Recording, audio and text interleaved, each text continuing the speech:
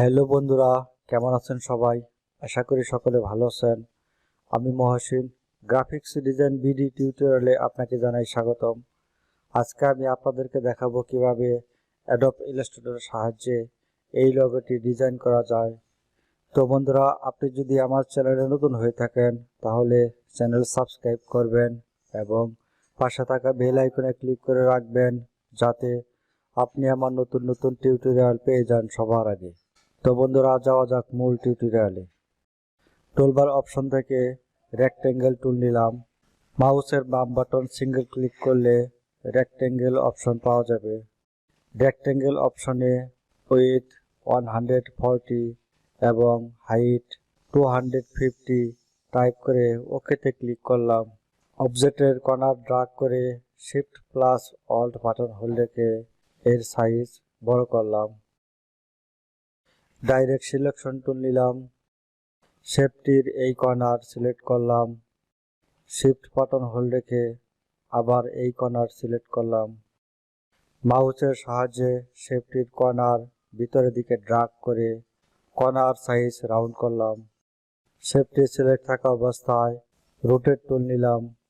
মাউসের সাহায্যে শেপটির কর্নার ড্র্যাগ করে অ্যাঙ্গেল 45 ডিগ্রিতে শেপটি রোটেট করে নিলাম।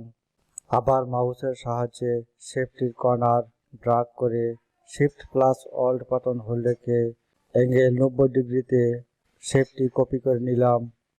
সিলেকশন টুলের সাহায্যে সমস্ত অবজেক্ট সিলেক্ট করলাম। শেপ বিল্ডার টুল নিলাম। কিবোর্ড থেকে অল্ট বাটন হোল্ড রেখে মাউসের সাথে মাইনাস চিহ্ন থাকা অবস্থায় শেপটির অপ্রয়োজনীয় অংশের উপর মাউস ড্র্যাগ করে অপ্রয়োজনীয় অংশ ডিলিট করে দিলাম। এবার অল্ট বাটন ছেড়ে দিয়ে শেপটির ভিতরে ড্র্যাগ করে শেপটি ইউনিট করে নিলাম। শেপটির কর্নার ধরে shift plus alt button hold রেখে এর সাইজ একটু বড় করলাম। ডাইরেক্ট সিলেকশন টুল নিলাম। ডাইরেক্ট সিলেকশন টুলের সাহায্যে শেপটির অর্ধেক অংশ সিলেক্ট করলাম। কিবোর্ড থেকে ডিলিট বাটন প্রেস করে শেপটির অর্ধেক অংশ ডিলিট করে দিব।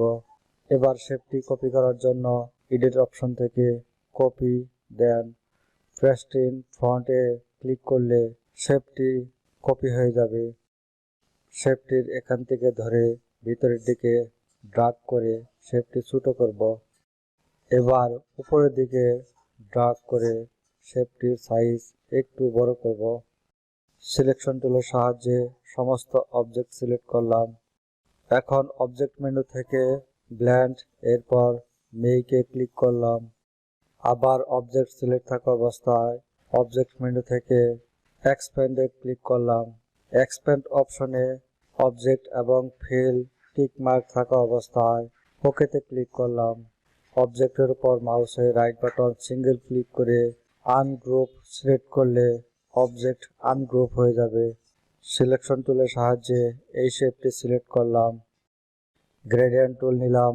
মাউসের সাহায্যে শেপটির উপর ক্লিক করলে গ্রেডিয়েন্ট কালার অপশন পাওয়া যাবে। গ্রেডিয়েন্ট কালারের উপর ডাবল ক্লিক করলে কালার অপশন পাওয়া যাবে। এখান থেকে আমরা যে কোনো ধরনের গ্রেডিয়েন্ট কালার চেঞ্জ করে নিতে পারি। এভাবে আমরা প্রত্যেকটি শেপ সিলেক্ট করে প্রত্যেকটি শেপের গ্রেডিয়েন্ট কালার চেঞ্জ করে দিব। এবার সমস্ত অবজেক্ট সিলেক্ট করলাম। টুলবার অপশন থেকে রিফ্লেক্ট টুল সিলেক্ট করলাম। অল্ট বাটন হোল্ড রেখে অবজেক্টের নিচের অ্যাঙ্কর পয়েন্টে ক্লিক করলাম। এখানে ভার্টিক্যাল এবং অ্যাঙ্গেল 90 ডিগ্রি রেখে কপিতে ক্লিক করলে অবজেক্ট কপি হয়ে যাবে। এখন আমরা সিলেকশন টুলের সাহায্যে পূর্বের ন্যায় শেপ সিলেক্ট করে গ্রেডিয়েন্ট টুলের সাহায্যে কালার চেঞ্জ করে দিব। গ্রেডিয়েন্ট টুলের সাহায্যে কালার চেঞ্জ করার জন্য অবশ্যই খেয়াল রাখতে হবে, প্রথমে কালারের উপর ডাবল ক্লিক করলে কালার অপশন পাওয়া যাবে। কালার অপশন থেকে আমরা যে কোনো ধরনের কালার চেঞ্জ করে নিতে পারি। এখানে বলে রাখা ভালো, আমরা যদি একটি শেপ থেকে আরেকটি শেপে কালার দিতে চাই তবে কিবোর্ড থেকে কন্ট্রোল প্রেস করে ওই শেপটির উপর ক্লিক করলে শেপটি সিলেক্ট হয়ে যাবে। এভাবে কন্ট্রোল বাটন প্রেস করে কাঙ্ক্ষিত কালারের উপর প্রেস করে অতি দ্রুত কালার চেঞ্জ করে নিতে পারি। এখন আমাদের কাজ হচ্ছে প্রত্যেকটি শেপের নিচে শ্যাডো দেওয়া। এর জন্য প্রথমে শেপগুলো সিলেক্ট করলাম, ইফেক্ট মেনু থেকে স্টাইলিশ, এরপর ড্রপ শ্যাডোতে ক্লিক করলাম। ড্রপ শ্যাডোতে মোড মাল্টিপ্লাই সিলেক্ট করলাম, এখানে -2 এবং এখানে -2 রেখে প্রিভিউ চেক করে ওকেতে ক্লিক করলাম। আবার সিলেকশন টুলের সাহায্যে এই অংশ সিলেক্ট করলাম। পূর্বের ন্যায় ইফেক্ট মেনু থেকে স্টাইলিশ, এরপর ড্রপ শ্যাডোতে ক্লিক করলে ড্রপ শ্যাডো অপশন পাওয়া যাবে। এখানে আমরা ড্রপ শ্যাডোতে আমাদের প্রয়োজন মতো শ্যাডো সেট করে নিব। ওকেতে ক্লিক করলাম। তো এভাবে আমরা সহজেই শ্যাডোর স্টাইলিশ লোগো ডিজাইন করে নিতে পারি। তো বন্ধুরা, আমার টিউটোরিয়াল যদি ভালো লাগে তাহলে ভিডিও লাইক করবেন। টিউটোরিয়াল বুঝতে যদি কোনো সমস্যা হয় তাহলে কমেন্ট বক্সে কমেন্ট করে জানাবেন। ভিডিও বন্ধুদের সাথে শেয়ার করবেন। আমার পরবর্তী টিউটোরিয়াল দেখার আমন্ত্রণ রইল। ধন্যবাদ সবাইকে।